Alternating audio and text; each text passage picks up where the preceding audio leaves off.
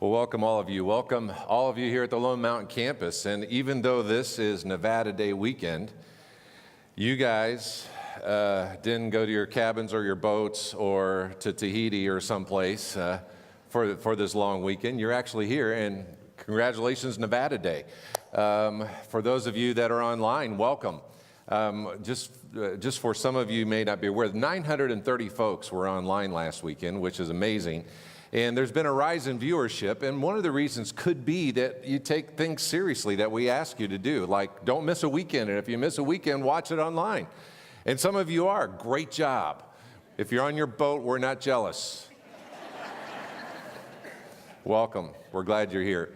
This Bring Life campaign has been very robust. It's been very full-hearted, comprehensive, and focused, and we've thrown ourselves into this as a church family, and we are getting life out of it because of that effort. And yay, God, we started on the first weekend about we're alive to bring life. God has made us alive. The second weekend, we bring life where Jesus people are in this church family. If we have a robust church family, we send life bringers out into the community, and we had over 500 folks sign up for that to add life. We also pushed the pause button when our town got hit by a tragedy. A massive tragedy, and we decided to focus on bringing life and hope and love in a season that was so needy for us to do that. And it was kind of cool that we already had this Bring Life campaign going so that so many of us did get engaged in ways of bringing life to the hurting and the traumatized. And we're still there, and we're still helping folks. And then we got back to our books and our lessons and our planned weekends as we did Bring Life as You Are Going. And noticing people and being with people and connecting with people. Last weekend was Bring Life Like It's Your Job. And the idea is, that's a phrase, that's kind of a slang phrase that all of us kind of understood that, oh yeah, it's like this is my job. I'm going to do this so diligently, not just casually or every once in a while, but like it's my job. And that was motivational in all kinds of ways. And we sold 1,500 Bring Life t-shirts last weekend, which is pretty amazing. And some of you are going, Kevin, why aren't you teaching in your t-shirt? Well, I just want to let you know. It's right there. Thank you very much. I feel like Superman. Because in here is a life bringer. It can come out anytime. I just have to go in the phone booth, and some of you kids have no idea what I'm talking about. Because you don't know what a phone booth is.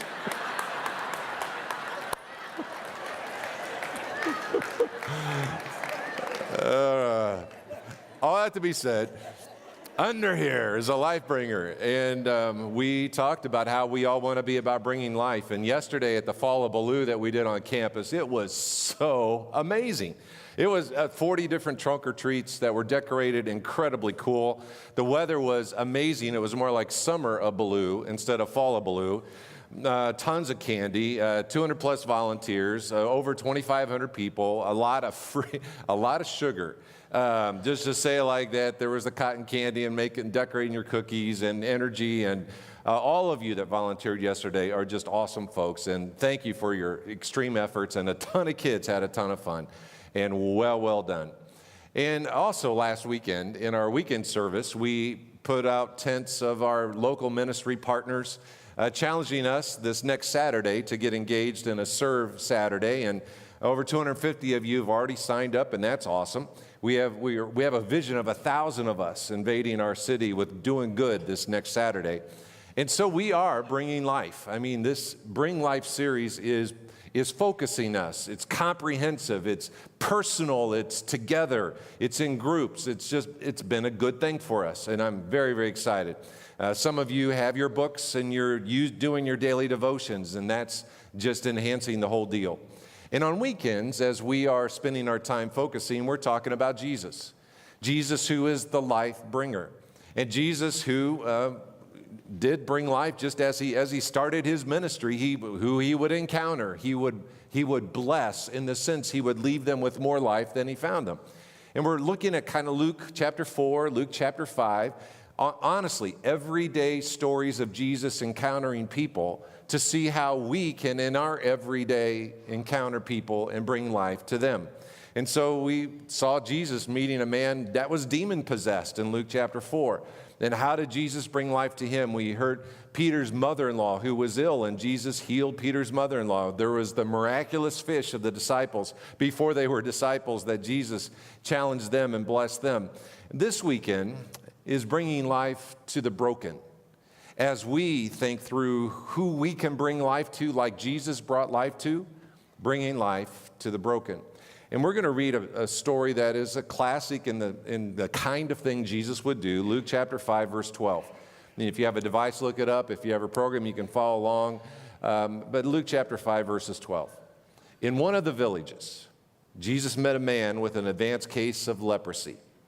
When the man saw Jesus, he bowed his face to the ground, begging to be healed. Lord, he said, if you are willing, you can heal me and make me clean. And Jesus reached out and touched him. Now I'm going to push the pause button in the middle of this passage, and we're going to be on this pause button for a while, because I need to unpack what leprosy is.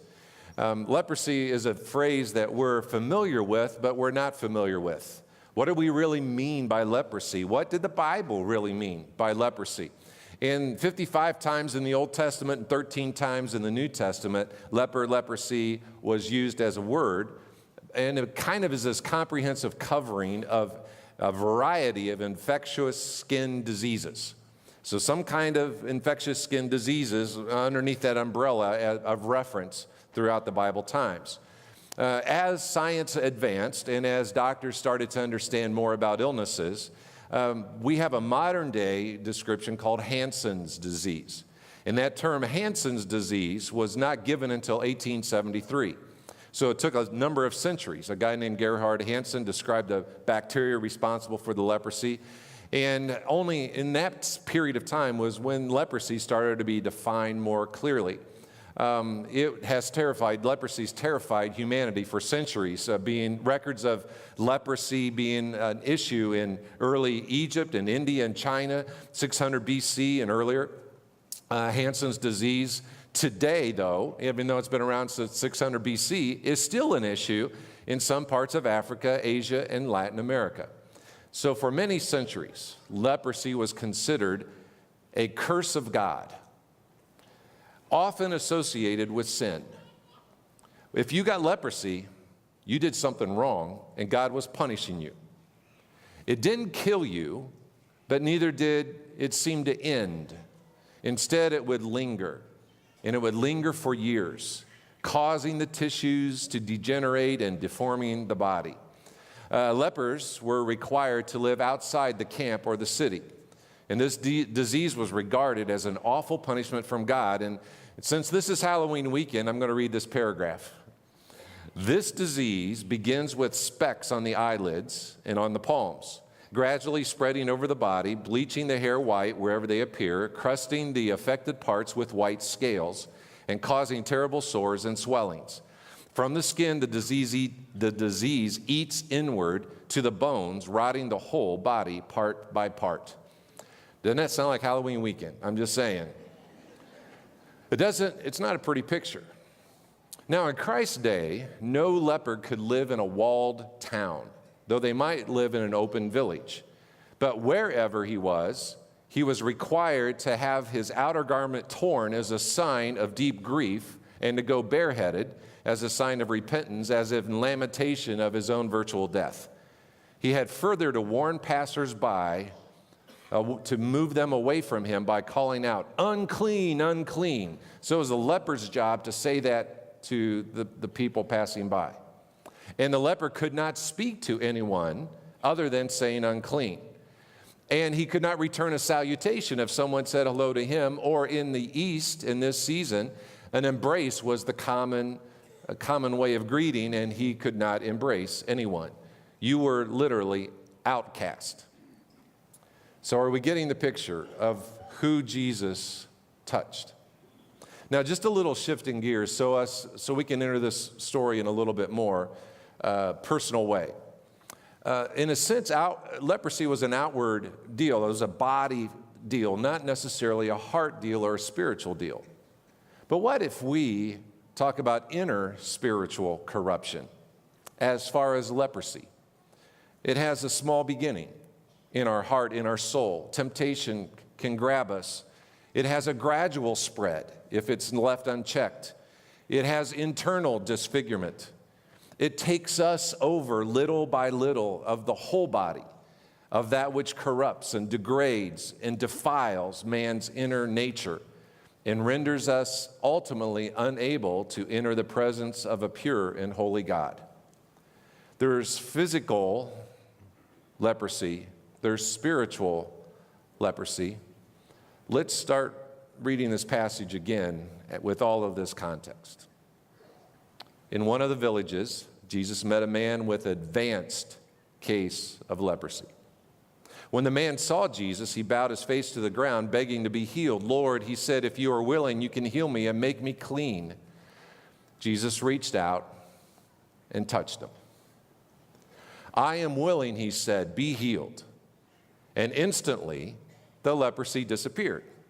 Then Jesus instructed him not to tell anyone what had happened. He said, "Go to the priest and let him examine you. Take along the offering required in the law of Moses for those who have been healed of leprosy. This will be a public testimony that you have been cleansed." But despite Jesus' instructions, the report of his power spread even faster, and vast crowds came to hear him preach and to be healed of their diseases. But Jesus often withdrew to the wilderness for prayer. It's just a snapshot in Jesus in a day. Mark 1 records the same miracle, and this is an additional insight.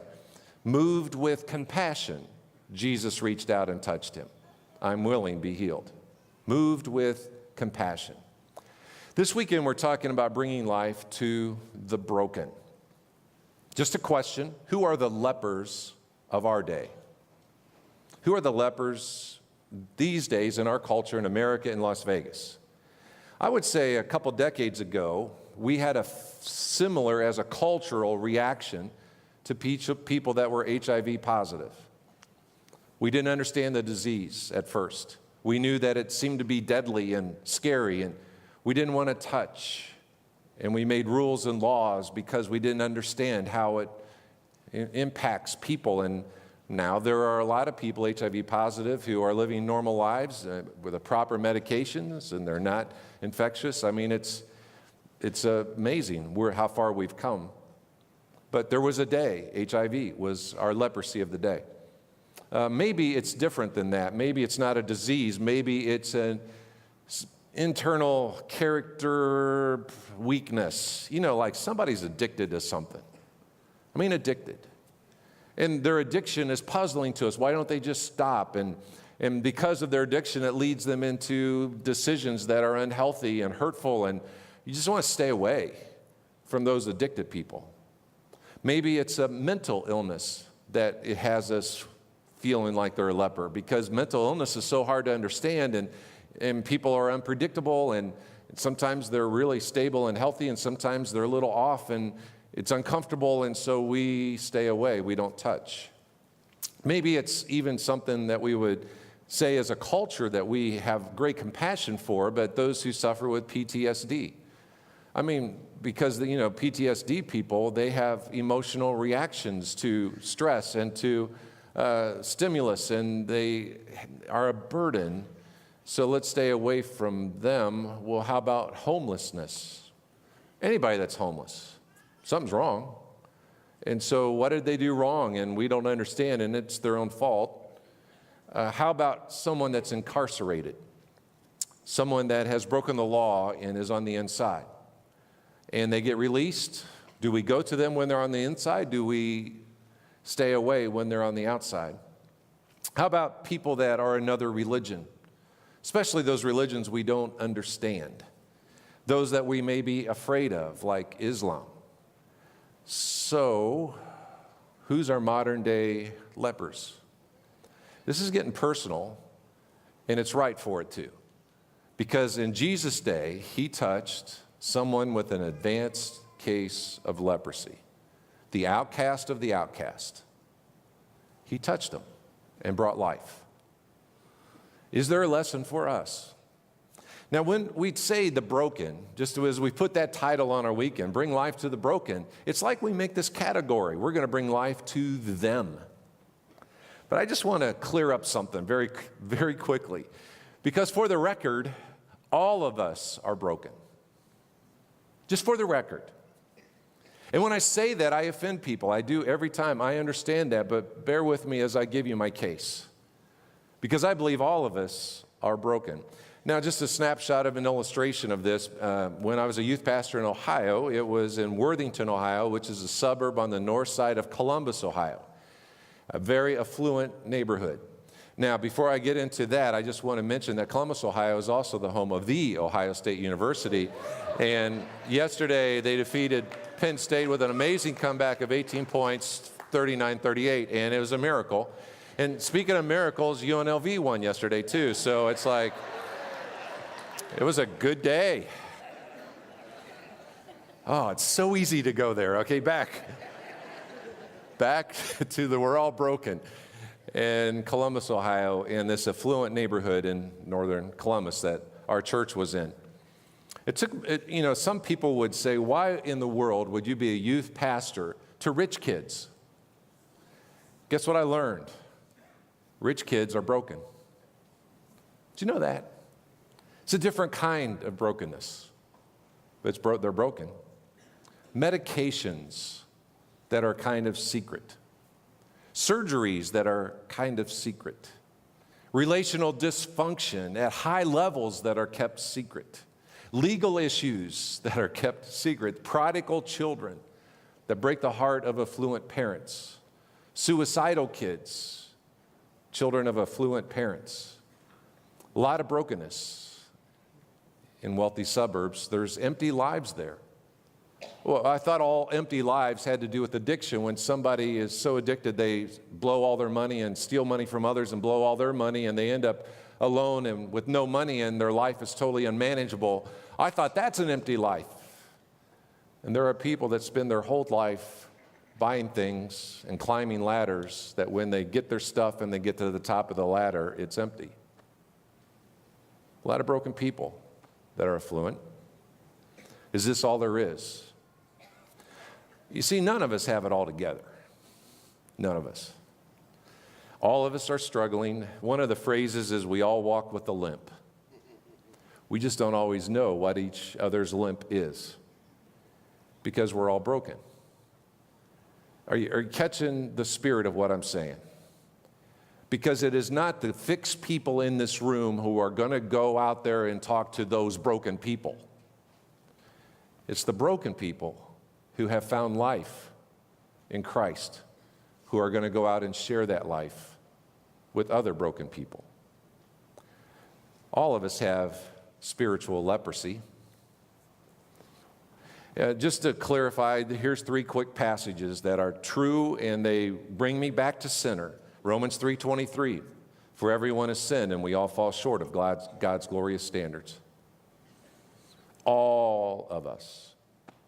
Romans 7:15, this is Paul, who had been a Christian for a number of years, writing the treatise on grace called the book of Romans.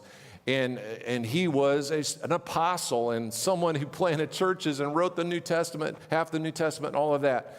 And this is his own personal heart, years into following Christ.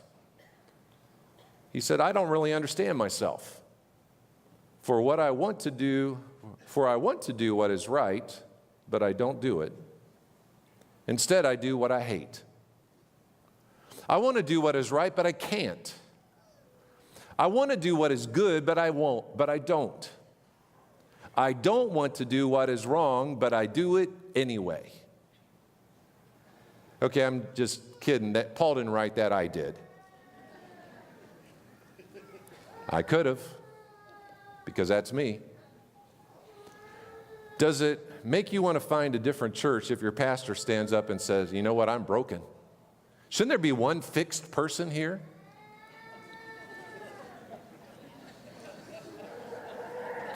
But to be broken with the broken is very healing.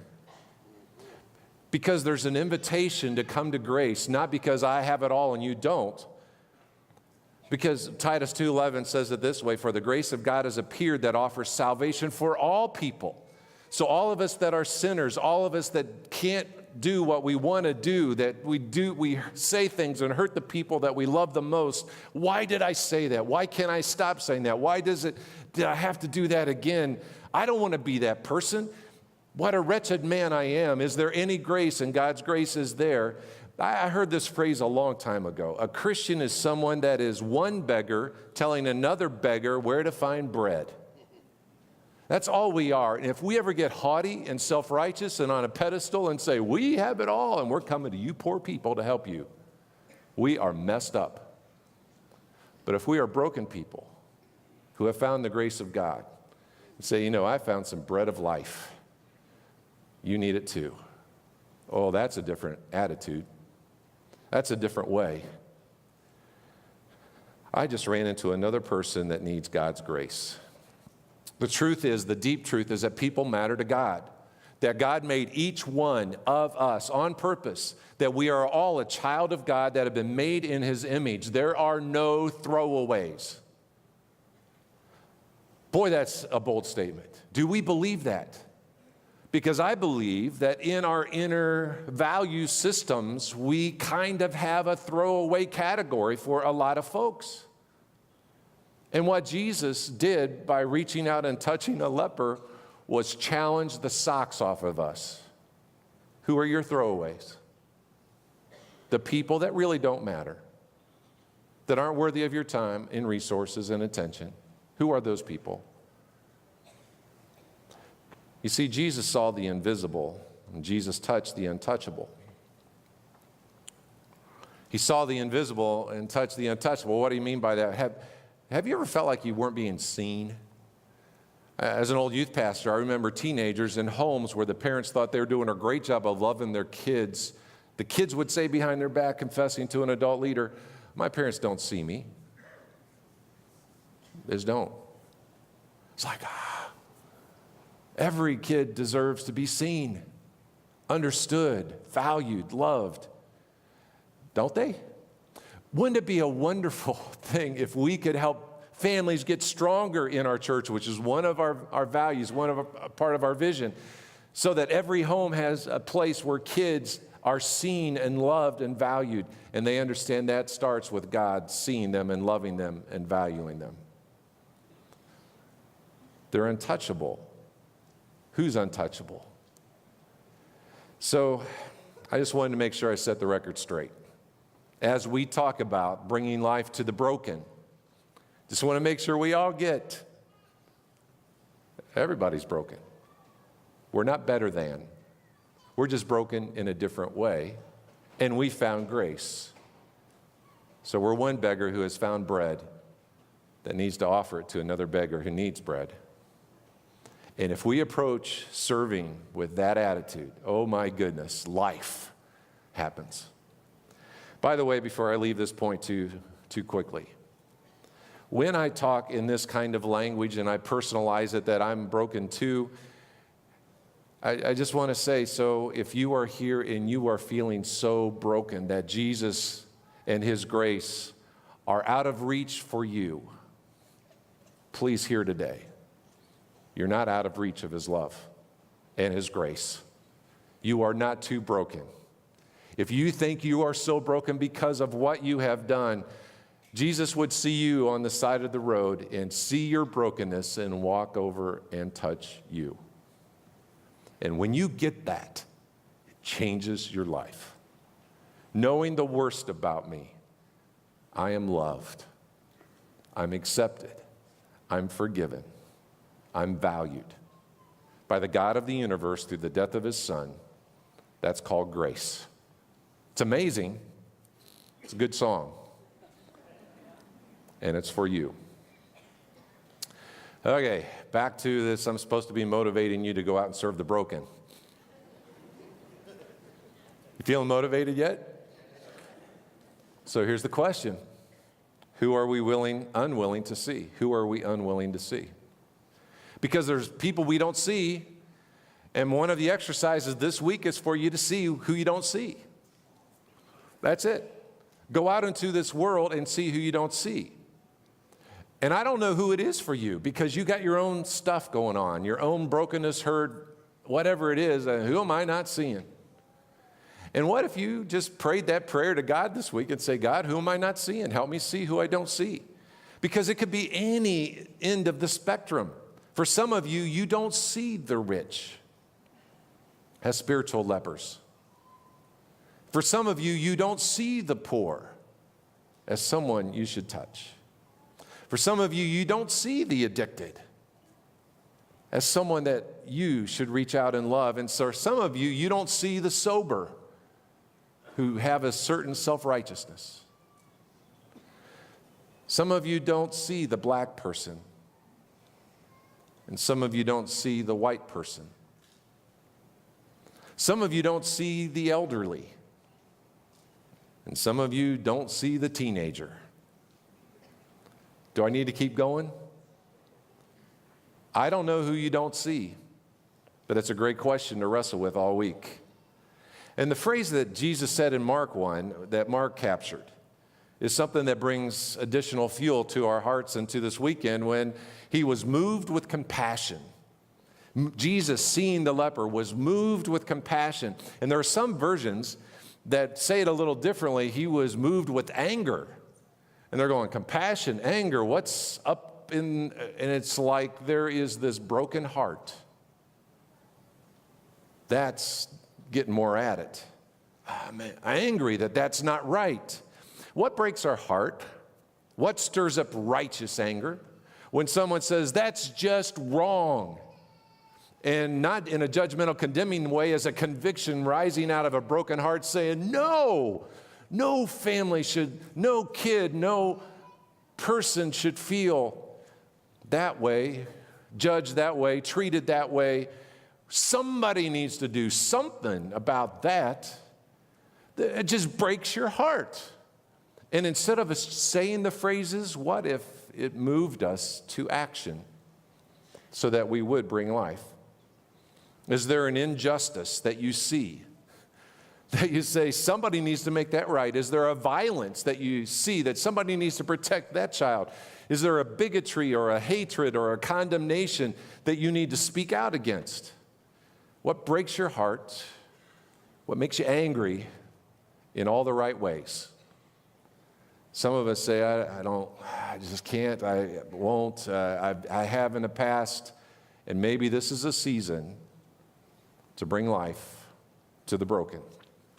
So here's 3 action steps I want you to if you do this, it'll mess with your heart in all the right ways this weekend or this next week.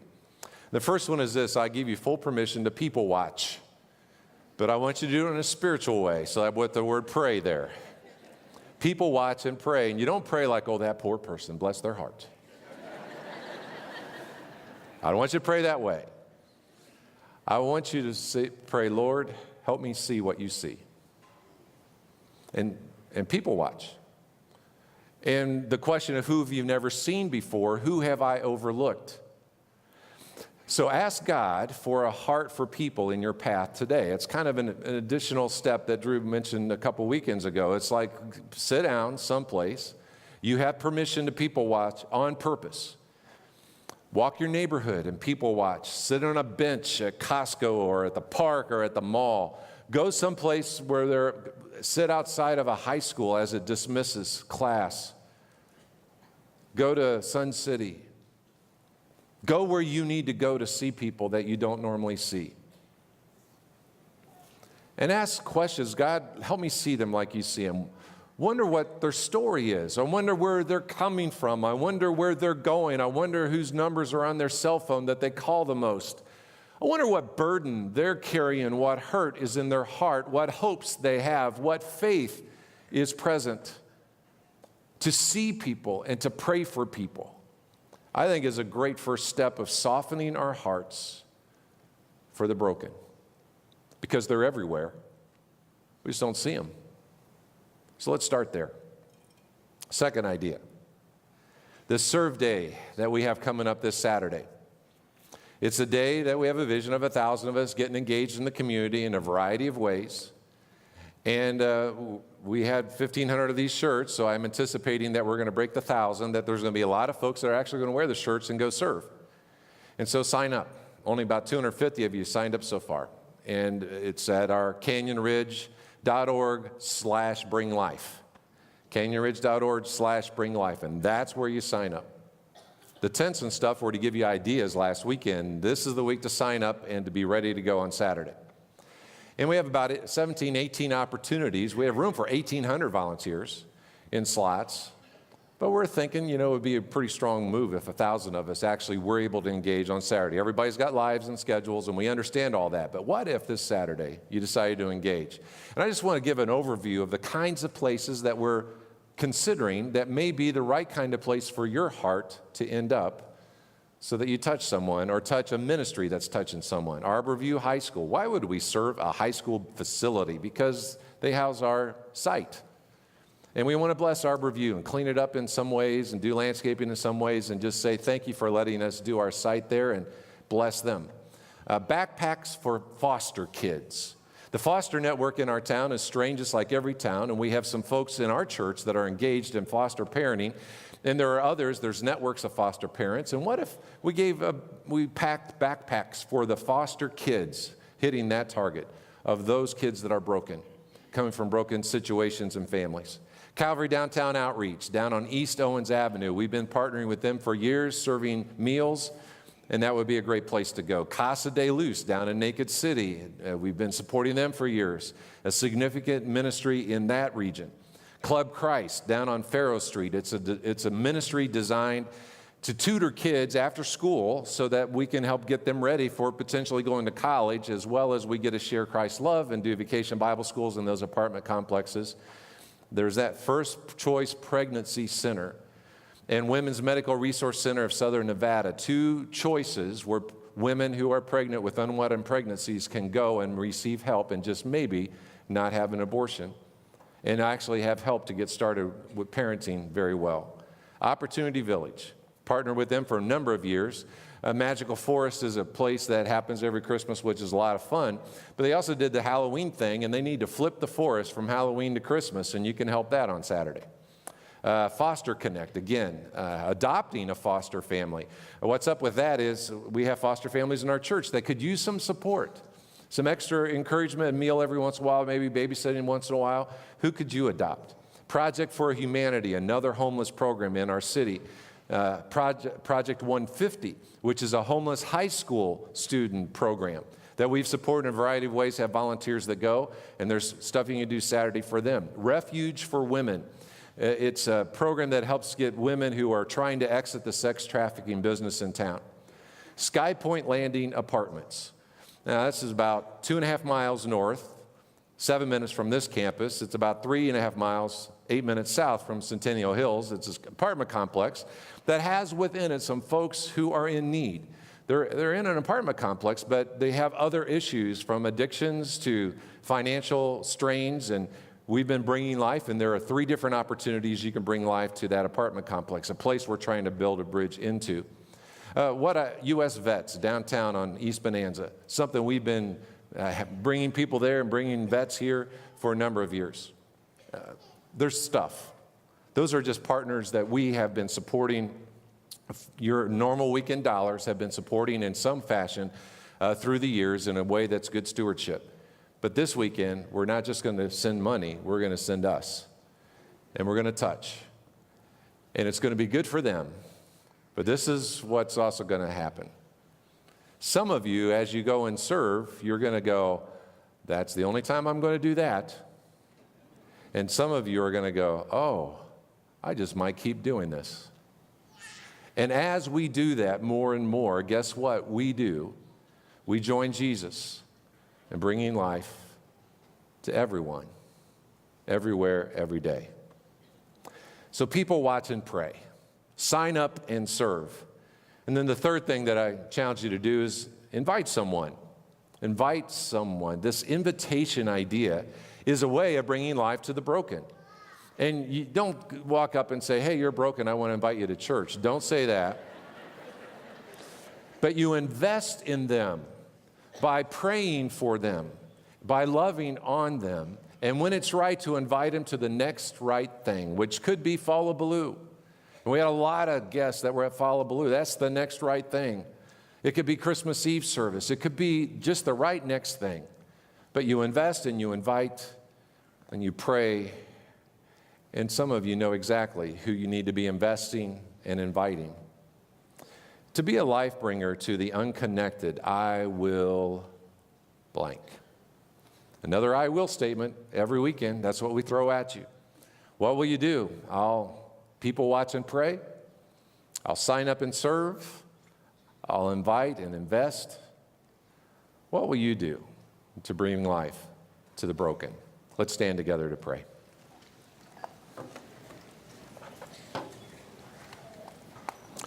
God, we're grateful for the example of Jesus and how he just challenges us. He looks at us and loves us just as we are, right where we are. He offers us grace, knowing our brokenness. And then he says, come on, follow me. Bring life like I do. And God, for whatever the reasons are that we have dismissed or taken off ramps or said not right now, I pray that this comprehensive, daily, overwhelming infusion of vision into our souls about what you want to do through us and with us will continue to call us into serving, call us into getting engaged. God, I thank you for the life bringers of the past who have brought life to those that are in this room, friends that invited and folks that invested and people that prayed. And God, we are so grateful that we are beggars who have found bread.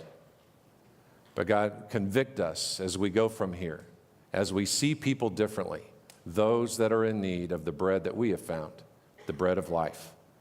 God, help us as we present it in the right way, at the right moment, at the right time, as we bring life to everyone, everywhere, every day. Pray for Saturday in advance. That'll just be a great day of serving, and that folks will engage in all kinds of ways and people will be helped. And God, help us all as we do that every day this week. So we thank you. We ask for your blessing and your covering in Jesus' name. Amen. Prayer down front or in the lobby. Connect at the corner, get coffee, and bring somebody with you next weekend.